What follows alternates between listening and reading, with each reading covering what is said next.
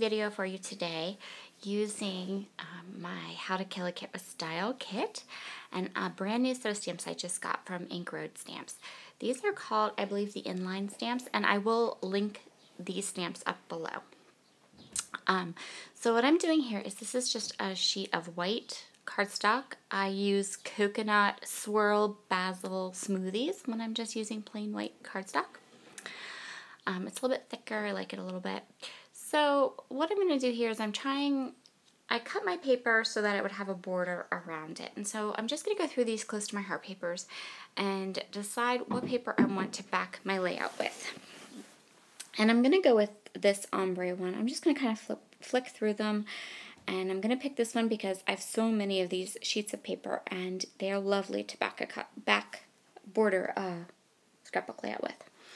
I'm just going to decide how I want to orient the ombre. I end up kind of orienting it up and down this way, focusing more on the blue side than the red side. So I'm just going to go ahead and cut this down, and then I'm going to get to work on creating my background for my layout. So this layout started as what would have been a Quilter's Vibe layout, but it's going to go all wrong for me. So I'm going to show you here a quilt that I think I'm going to use as my inspiration. And I pulled some colors of ink from my inks. I have an Altenew Ruby Red, Mango Smoothie, Forest Glade, or Frayed Leaf, and then I also have a blue that I'm going to pull in called Ocean Waves. But let's talk about red ink for a minute, shall we? So I had this idea for like a zigzag pattern with all these different colors, and I thought it was going to work. It wasn't fabulous, but it was okay. As I started to stamp it out, I could tell it wasn't working the best, but I was sticking with it, right? I was totally sticking with it. So what's going to happen is I'm going to start working on this background and my red ink. So watch, just watch. Okay, so I stamp the red ink, right?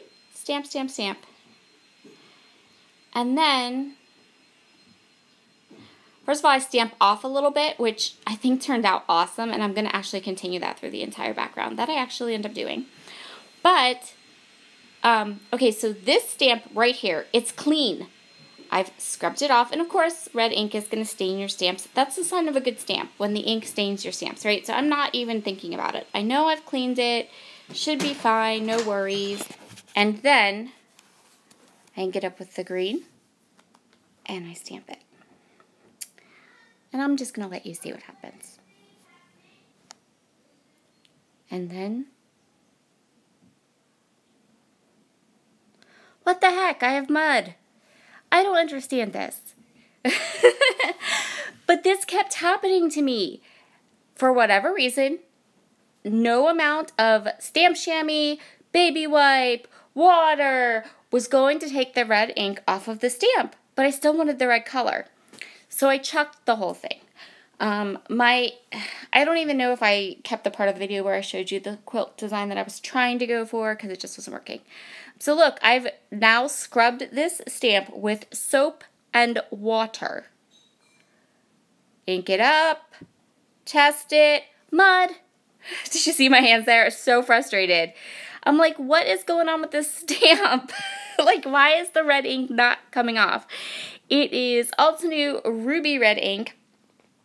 And it just, wow, it was terrible. So now I have two of my stamps that are like red and dying red ink. So what I decided to do was, I wasn't happy with the layout. I had already gotten a new piece of paper. I wasn't liking the dimensions. So I just kind of gave up and started over. So what I decided to do was, all right, let me look through my stamps. Let me find a nice blue that will work. And I also kind of go ahead and audition some more reds, but I didn't like any of those, right? I still wanted that nice ruby red. And so here's how I solved the dilemma.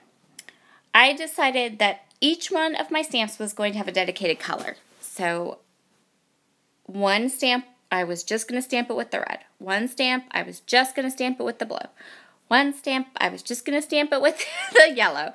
And the stamp, one of the stamps that was like, that I had used the red on, that still had a little bit of red on the stamp, even after scrubbing it completely, I decided to go ahead and make that one yellow, because even if a little bit of the red was still coming off of the stamp, then we would just have some like nice orangey shades and it wouldn't be mud. So what I decided to do is I decided to put 2 rows of stamping across the top and 3 rows of stamping across the bottom. And I'm using all of my weight to get these stamps stamped because I'm trying to mask it off with a sheet of paper. Kind of worked, kind of didn't, but it's all right because I really loved that off stamp. So what I was doing here is I just grabbed the stamp and I'm kind of moving it over and then just pushing it down with my finger, and I get this like cool ghosting effect, and I thought it added some texture and just some interest to the page, and I really liked it. So that's how I'm dealing with that. And see, look, stamp chamois, water, anything I can think of to like get this stamp clean. That red ink was not coming off. At least not with any of my normal stampings. And these aren't pigment inks, guys. These are dye inks, so they should totally come off with water. So what I'm doing here is I'm just going to continue down. Now, I love these stamps. They're beautiful. They're gorgeous. They add texture. They add dimension. They're a lovely, lovely stamp if you want to stamp for scrapbooking. They're from the Ink Road, and if you've never ordered from there, you can use my referral link that I'll leave down below, and you can get 50% off if you are a new customer buying stamps for the first time. If you are an older customer and you've bought stamps from them before, then A, you know how amazing quality and awesome their stamps are, and two, I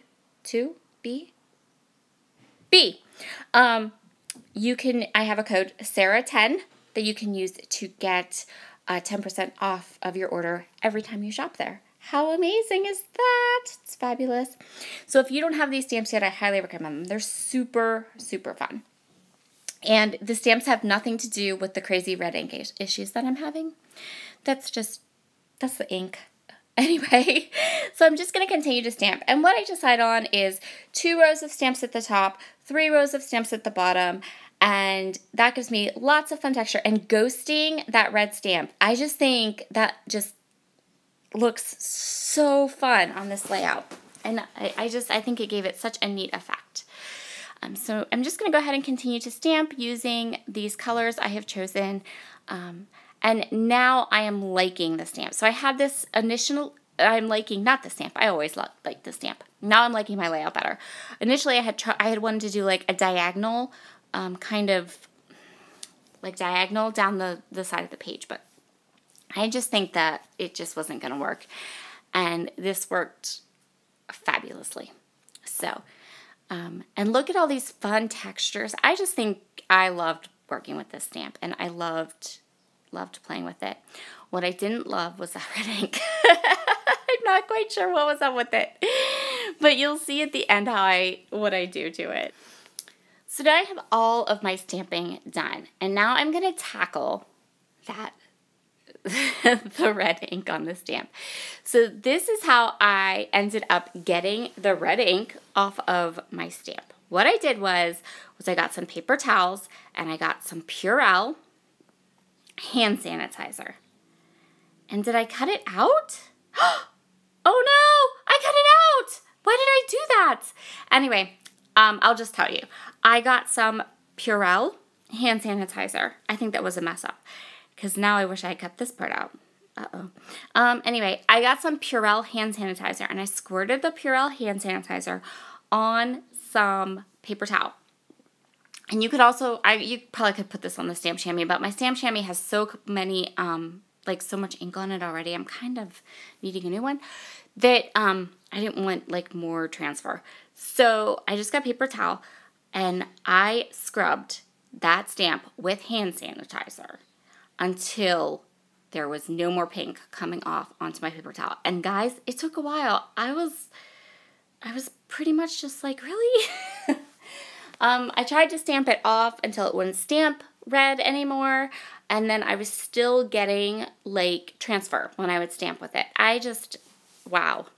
So note to self, if you need a gorgeous, nice, deep ruby red, Altenew has a fabulous one, but anything you stamp with it, you need to clean that stamp with hand sanitizer or it's just not going to come off. But anyway, I digress. I'm using a branding strip and I'm using some blocks of paper or scraps of paper, blocks of paper, scraps of paper. And I'm going to go ahead and adhere all of these layers down. And my photo. My photo is of my son 4 years ago, and I felt like all these colors set off his super duper cute red shirt, and plus the photo is a little darker, so I felt like I needed to make this layout light and bright and cheery.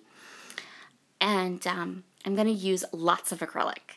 So I'm going to use these gorgeous acrylic stars from LA Studio, which, as an FYI, I just saw on their Instagram stories that they have these exact acrylic stars available in their shop still, which is amazing because I bought them last year. But they have them in their shop in case you're interested. So what I'm going to do is I'm going to go through all of these die cuts that I have. These are like cut apart sheets.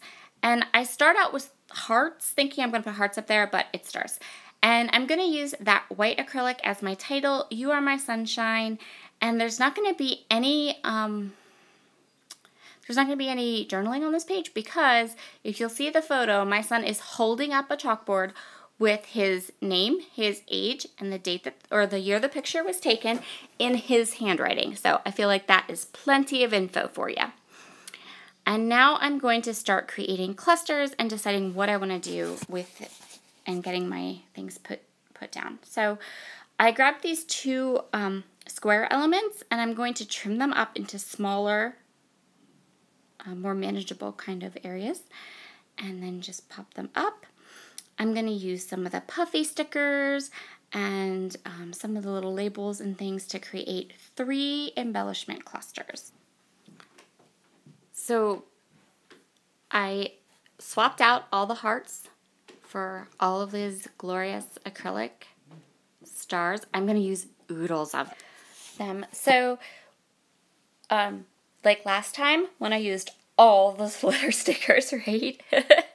Today we're using all the acrylic stars, but I think they were so cute. And I just felt like I just kept adding more of them and they were so adorable. So I went with it.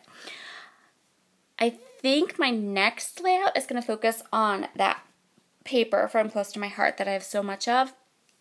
I think I'm going to cut apart some of the elements or fussy cut some things, and I'm going to make that part of my next layout and some acrylic, of course, because I still have so much acrylic in this kit. I'm just going to add this puffy sticker that says I love you and glue down all these acrylics. And then since I have that black puffy sticker, I felt like I needed a little more black just to pull it together. So I'm just going to grab some matte black enamel dots from my stash and add those. And that's going to complete this layout. I think I was trying to like move some of those a little bit, but it wasn't moving. I'm going to add some staples here and there along my layout. Because I love staples. And I really like how this layout turned out. I love the stamped background. I think it turned out just so cute and wonderful. I am sorry that I forgot that I accidentally deleted the part where I scrubbed my stamp to ribbons. No, the stamp is still fine. I promise the stamp is fine, but the red ink is gone. And I am working on my layout here, but unfortunately, I don't know, my camera got bumped or moved or something, and so you can't see the bottom where I'm currently sticking things down and working on stuff. And then I'm going to push it up because I'm going to realize what's going on with my layout. So thank you so much for putting up with me today for 15 minutes. I hope you enjoy this layout. I hope you are all having fun killing your own kits. And if you haven't yet, please check out Ink Road Stamps. Their stamps are just, I've been having so much fun with mine. I'll talk to you all soon. Bye!